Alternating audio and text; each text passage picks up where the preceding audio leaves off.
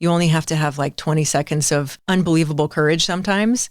And then after that, you're free for good. You're free of that like big, scary thing. You only have to be terrified of asking for a raise one time. You only have to be terrified about like, oh, I'm not making myself available to my team while I'm vacation. I actually just want to take a vacation. You only have to be scared of that one time. And then you realize like, it's fine. I've set this up because I'm a confident person and I did this right.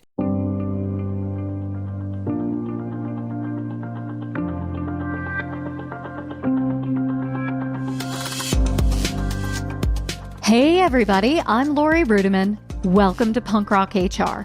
My guest today is Amy Guth. She's a Chicago-based writer, speaker, author, journalist, and all-around badass who has a really specific point of view about women in the world of work.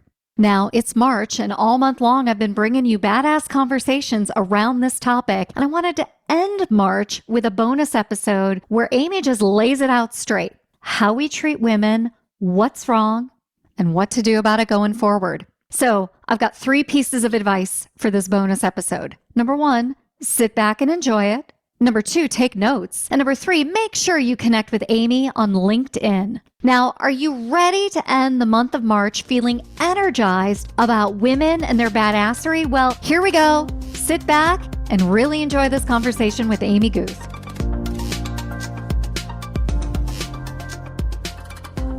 Hey, Amy, welcome to the podcast. Thanks so much. Glad to be here. Oh, it's just so exciting for me to have you. I've been a longtime follower and an admirer of your work. And before I start to gush about who you are and what you're all about, why don't you introduce yourself to the audience and just give them a little taste? Sure. So, I'm Amy Guth, and I'm based in Chicago. My background's in journalism and storytelling. That manifests in the form of books and written work, broadcast work, films, event production. That manifests in a lot of different ways, and it's all meaningful and good.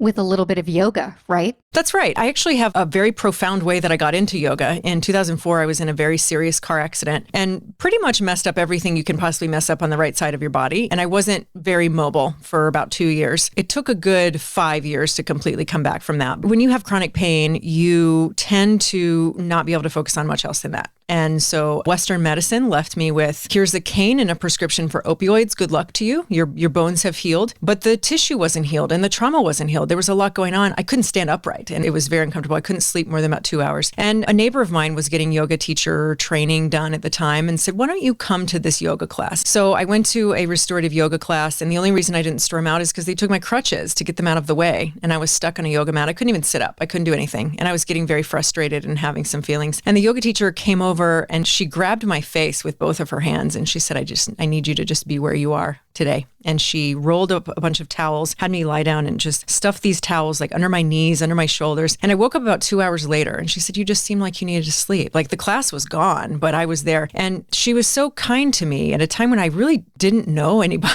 Like I didn't have anyone around me to really support me at that time. And I made this promise to myself that I was not only going to create a yoga practice, but I was going to become a yoga teacher because I wanted to be ready the moment that crossed my path. The minute someone came to me like that. So I teach yoga on the side, and that certainly makes me a lot less stabby, for sure.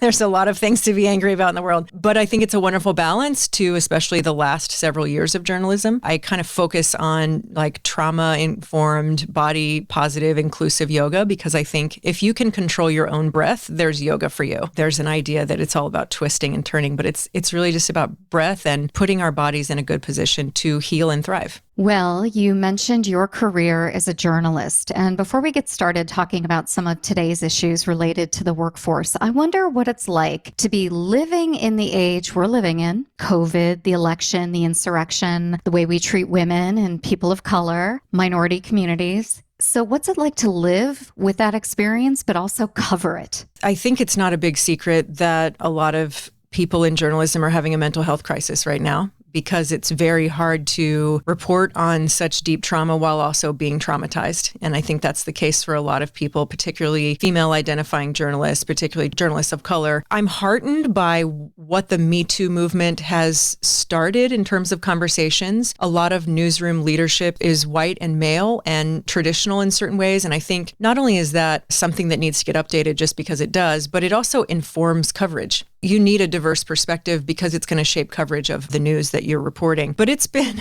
a pretty fascinating couple of years, or several years, I should say. None of us have seen anything like the last 4 years of the Trump administration. That was a whole other thing. And I clearly remember the first Valentine's Day after the inauguration, people were talking about plans that they had. And he fired off a tweet and everybody had to cancel their plans and stay because nobody knew how to cover that kind of stuff at the time and how to react and how to even manage it. There was a learning curve to just learning how to manage the fire hose. Add in completely crumbling outdated social systems, even things like there's still conversations going on in newsrooms of the language that we use, of using ableist language or outdated sexist or racist language. And we really, I think, didn't start to have very mainstream conversations about even how we're covering female politicians until Hillary's pantsuits. And that's still something that's kind of being wrestled with. Well, you've mentioned that you have this portfolio career that leans heavily on your expertise in media, but also has this creative aspect to it. So I wonder what that's been like, because we so often talk about the hustle as the dream, but for many individuals, the hustle is because that's all they can do to make ends meet. So can you talk a little bit about the role of the hustle in your life and how it plays out in the everyday, ordinary American's life as well? I think people are tired and I think capitalism is killing people.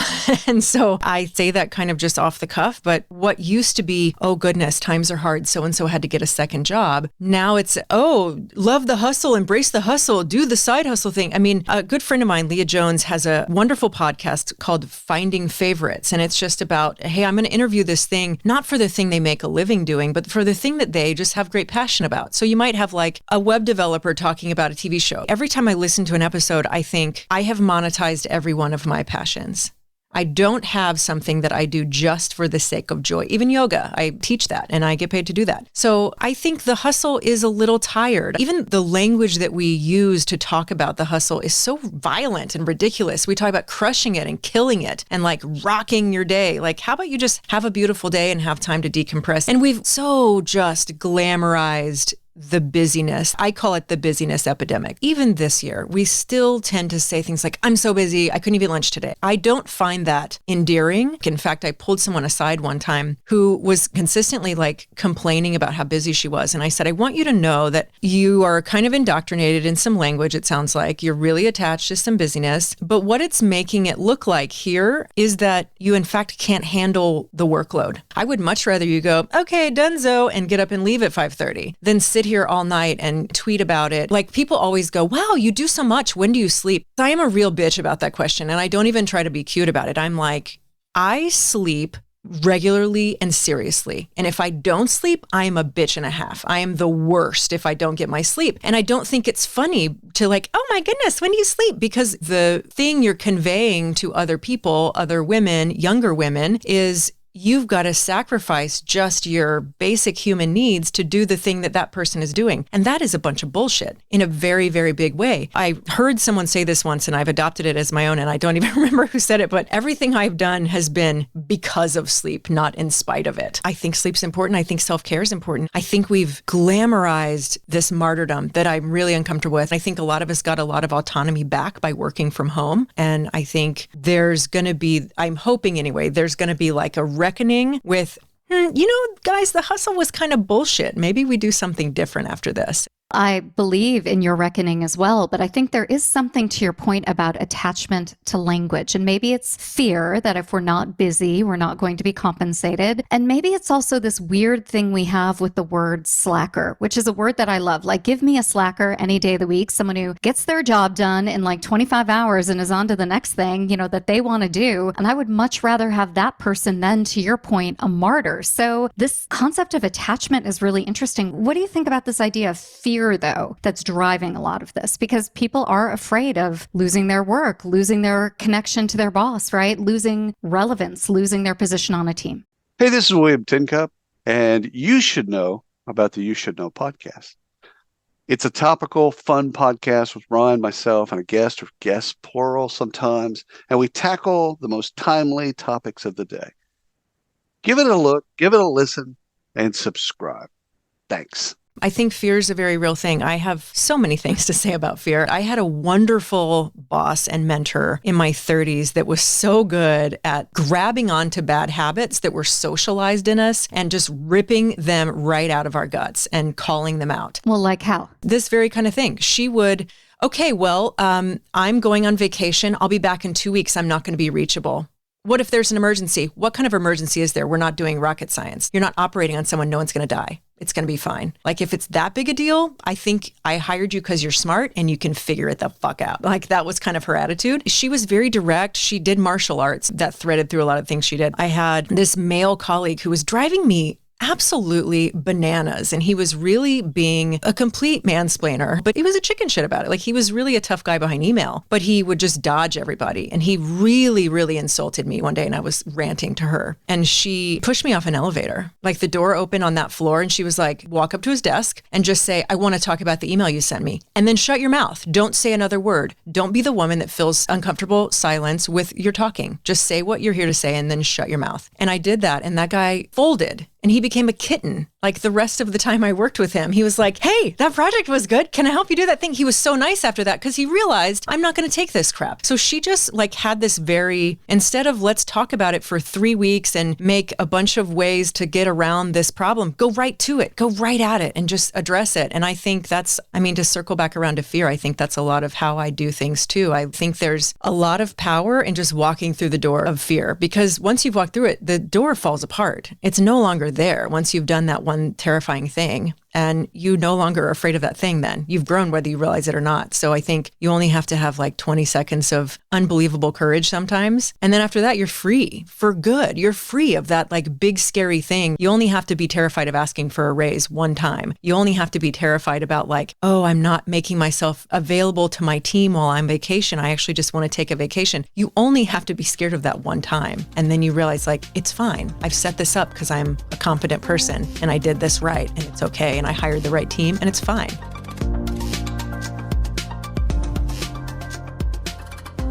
Hey everybody, I'm Lori Rudiman, author of Betting on You, How to Put Yourself First and Finally Take Control of Your Career. Dan Pink is a New York Times bestselling author. He says that Betting on You is indispensable reading for anyone seeking to improve their professional selves and attain that elusive work-life balance. Jesse Itzler is an entrepreneur and also a best-selling author. He called Betting on You the ultimate insider guide that will inspire anyone to wake up, take that first step towards change, and finally have a thriving career that connects purpose and passion. You're not surviving a pandemic to live life like it's 2019. Want to fix your career? Pick up a copy of Betting on You today anywhere books are sold or head on over to bettingonyoubook.com. Now remember, support your local bookstore or go to bettingonyoubook.com.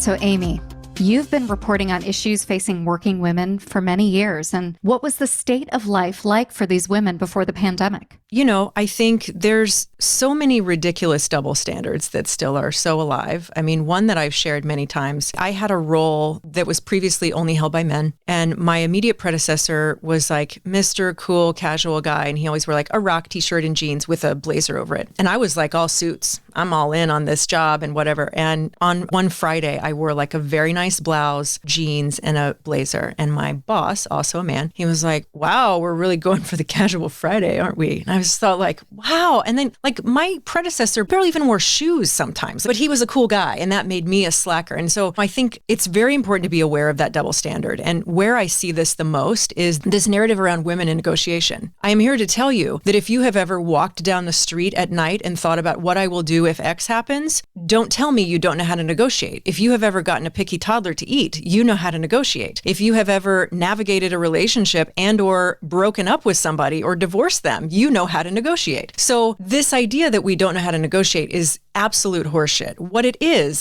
I believe, is that we are quite good at reading the room and knowing the consequences facing us. So it's not that anyone's afraid of negotiating per se. It's that like, man, if I ask for that number, I know he's going to think I'm a bitch and a half and he's going to be so nasty to me and he's going to judge me about it. It's that. This narrative that women don't know how to negotiate only keeps us not negotiating as long as we run around saying that. So, I mean, I think it's stuff like that, right? That like keeps me awake at night of this like very double standard that is still very present. Now, we have a whole other problem on our hands because the pandemic has disproportionately affected women, and particularly women with children, because look, everybody had to make some hard choices in the last year and a half, right? Or last year. Not everybody. You women, right? And parents, and there's a certain segment of our society, but there are still these men out there, believe it or not, and I know you believe this, that are skeptical. Like, is it that bad? I heard Joe Biden say it was a national emergency, but is it? Is it? Right. And there's still a lot of men that lean on this like, well, what rights don't you have? Like, it's not legal. Like, we're not talking about a legal issue. We're talking about death by 1,000 cuts. We're talking about not getting invited to the meeting. We're talking about getting invited to the meeting, but asked to make a copy or asked to like, hey, will you take notes? Like, it's little things like that. It's these microaggressions. And about probably 2 years ago, I was on a panel about women in the tech sector. And we were talking about, I should say, I am obsessed with semantics because I think they matter huge, huge, huge. And we were talking about using male privilege. There was a lot of men in the audience, and this guy stood up and did the classic, like, less of a question, more of a comment kind of thing that bros do. And he said, well, I just want you to know that when men are talking over women in my company, I stop and I say, hey, Brad,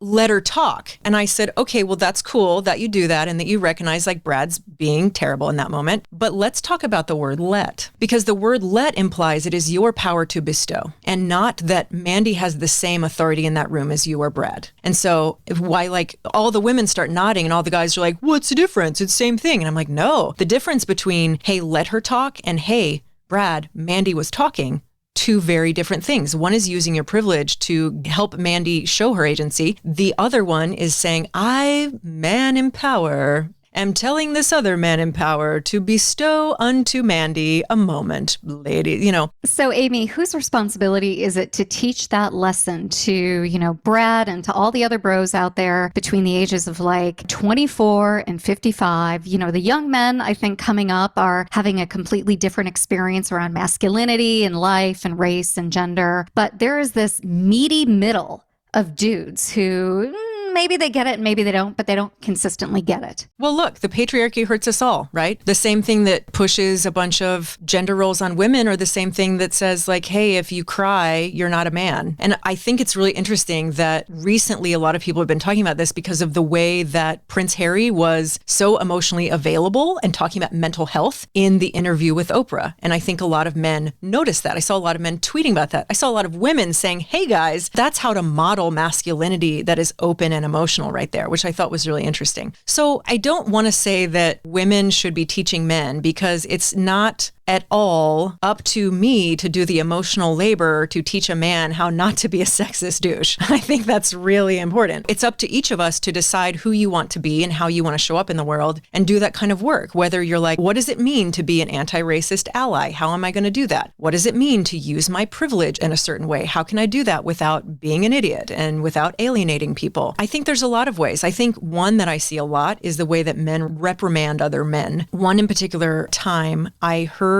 a male colleague, he was a supervisor, though not my supervisor, reprimanding another guy on his team for like a comment he had made to a woman that made her feel uncomfortable. And it wasn't, hey, so-and-so, you said something inappropriate. It was, hey, listen, Janet over there is kind of touchy about the thing you said. Can you just like steer clear from her? It was very much in this vein of like, we know Janet is tripping. Can you just be cool, please? The true test of being a male ally is, will you stand up for women when there are no women in the room? I mean, it's one thing to do it if I'm sitting there giving you a dirty look. It's quite another. It's like, hey, that's really sexist and inappropriate. And I know some men that do that. So I think it's up to men to model it. I think it's up to all of us to like ruthlessly interrogate the ways in which we're socialized and say, am I showing up in the world the way I want to be? We've just gone through a period of rapid social change and we're still in the middle of it. We're still doing it. I don't think that's going to let up anytime soon. And there were two reactions, right? Or three. One is apathy of like, that's not my group, so I don't care. Then there's, wow, I have some feelings and I need to grow from this and I need to listen and shut my mouth. and just listen and maybe use my privilege to make space for the people that need to be heard right now. And then there are people that are so threatened by change, they push back in a very bold way, right? There's people that say like, your pronouns are whatever you're born with, and darn it, I'm going to stick with that, right? There's like people that are really attached to that. There's people that are really attached to racist narratives that they don't even believe are racist or sexist or whatever. So I think like when challenged with change, people either dig their heels in because they're very threatened, or they go, okay, I need to learn right now. And I saw a lot of people saying, okay, I need to learn right now. But I also saw a lot of people digging in, which is all to say, I think it's up to us to just say, okay, I need to be like student mind right now and just listen and not go to women or people of color and say, teach me how to be an ally. Everybody's got Google. You can just do that. That's a thing. And just figure out, hey, what's one thing I can do right now to start modeling better behavior? And that's hard work. I'm not going to say that's easy and it's just a Google search. Like that's not a small task, but I think it is a lifelong process of trying to be your best self. So as I think about solutions out there, I love this idea of individual accountability. It's something that I preach around self-leadership. Sometimes when someone opens the door for you anyway, you miss the lesson in all of it unless you open the door and you discover it for yourself. So I'm all in on self-leadership. What I thought was interesting over the past year is that corporations in their own clunky way tried to step up. All right, they tried to do the right thing. They tried to show allyship or understanding or compassion or empathy on a whole host of topics, and some were great and some completely blew it. So do you have any thoughts, any observations, any stories from your reporting on corporations that you thought might have done it right? Anybody that you thought did it wrong? Or just any thoughts in general about the role of the company in affecting social change? Get ready to turn up the volume on your HR game. I'm Jay Arnold, former musician turned HR leader and host of Backstage Pass, the HR Rockstar. Each episode pulls back the curtain on key HR topics, from leadership lessons and bold career pivots to the latest in HR tech and talent strategies, featuring the rock stars within their industries. If you're ready to shake up the status quo and amplify your impact, this is your all-access pass. You can catch the show on the Work Defined Podcast Network and wherever you listen to podcasts. Subscribe now and let's rock the future of work together. Well, I mean, we have a great example just right now that on International Women's Day, Burger King came out of the gate and said women belong in the kitchen. And what they were promoting was like only 20% of the culinary leaders are women. And that's a great, noble thing to do. And Burger King indeed has a like brand identity as being kind of this little snarky little smartass. And that's totally what they do. But they really stepped in it and people were really pissed off. It was totally, I thought, a very not enlightened use of translating a message across different platforms, because the print ad had an explanation beneath it. The tweet that went from like the Burger King UK account just said, women belong in the kitchen. No explanation. 20,000 people like knocked the crap out of them immediately on Twitter and were like, what's the matter with you? Is the upside worth the downside? Sometimes, absolutely it is. Yes, it is. It is worth telling off your boss who is a jerk and being sexist or whatever. Totally. And become a folk hero. God bless. But other times, like, no, it would make you feel better, but it's not worth the downside. I wish brands did that every single time. Okay, this is funny and it's kind of cheeky and it's going to get a lot of people's attention. Is the upside worth the downside? In which case, someone would have been like, no, probably not. I would love to see the demographics of the team that thought of that. Because who knows? I'm sure there was a woman in the mix somewhere, but there's also there's another emotional labor thing. If you're like the token on a team, you're always the one sounding that alarm, and that is exhausting. Also detrimental to your career, right? If you're the Debbie Downer or the Don Downer in the room, nobody wants to collaborate with you. You're seen as someone who's constantly negative. You're an impediment to growth and change. And I've been that person. I was the only woman in a meeting, and we had several meetings about this particular ad and how this campaign was going to go. And we get to the creative, and it was all men. And I go, it's all white guys. And the leader, who was my boss at the time, said, oh, no, there's a brown guy there in the crowd. I'm like, you're ridiculous. I said, but this product is for men and women. This is a news product, and we need to not be doing this way. And he was like, okay, Gloria Steinem, we'll fix it.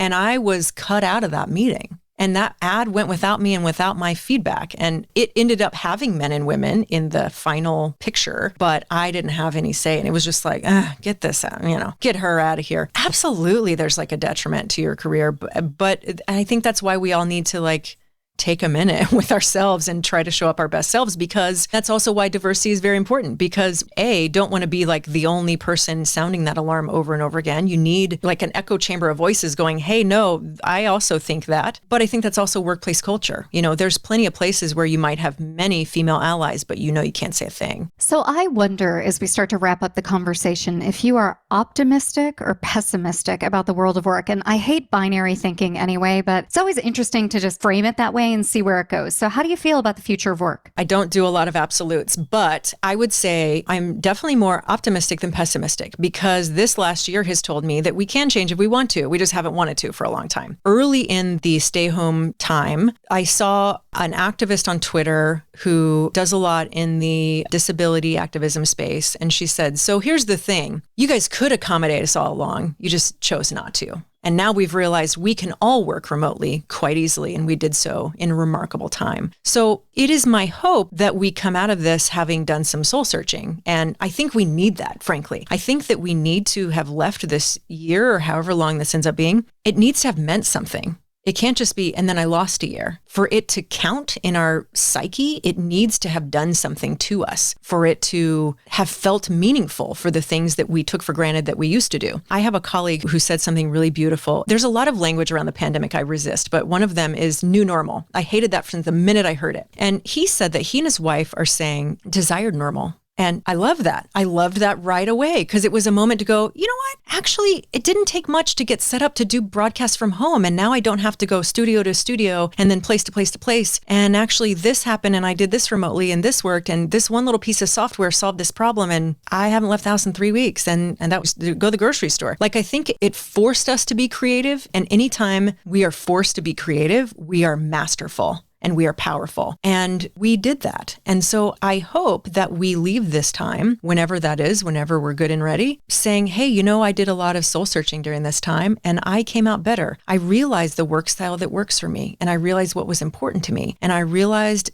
what level of presence, physical presence I want in the world, and what level of agency is important to me, what level of autonomy, how I want to work, how I want to dress while I'm working, what time of day I want to work. When is my brain firing the best? Because I don't believe everyone's brain just clicks into action at 9 a.m. Like, some of my best ideas have pulled me out of the bed at 2 a.m. to say, write this down right now. Here is this huge idea. Go take it and run with it. And I think we need to be open to that. And so I'm optimistic, because I hope that we've had time to all kind of get our footing and say, that actually doesn't work for me. And we're seeing that. Like, we have more sublease space available in Chicago than we have in years. It's record breaking, because companies are going, I don't think we're going to need 500 desks. We might need 100, or maybe we just need common space. I'm optimistic and fascinated to see all the ways that we have adapted in the last year and how they're going to stay with us and what that's going to do. Because 2021 to me feels like the other side of a hinge. Like, 2020 had to knock a lot of stuff down, and 2021 feels like the year to build it back up in the way that we want. And I think if we go back to the way that we had it before, we lose, because we learned nothing from this. And not that it came in to teach us a lesson, but we've done a lot of hard things. And to come out of that completely not changed, it would be a disappointment to me. I, for one, have no desire to go back to exactly how my life was before the pandemic hit. No desire. And I said that like 2 months in. I was like, you know what?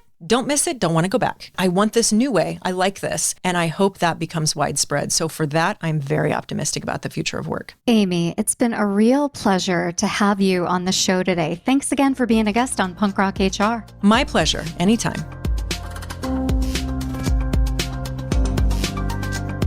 Hey everybody, I hope you enjoyed the show today. For more information, including show notes and links, you can head on over to punkrochr.com. And if you like what you heard today, head on over to iTunes, Stitcher, Spotify, or wherever you get your podcasts and leave a 5-star review. Now that's all for today, and I hope you enjoyed it. We'll see you next time on Punk Rock HR.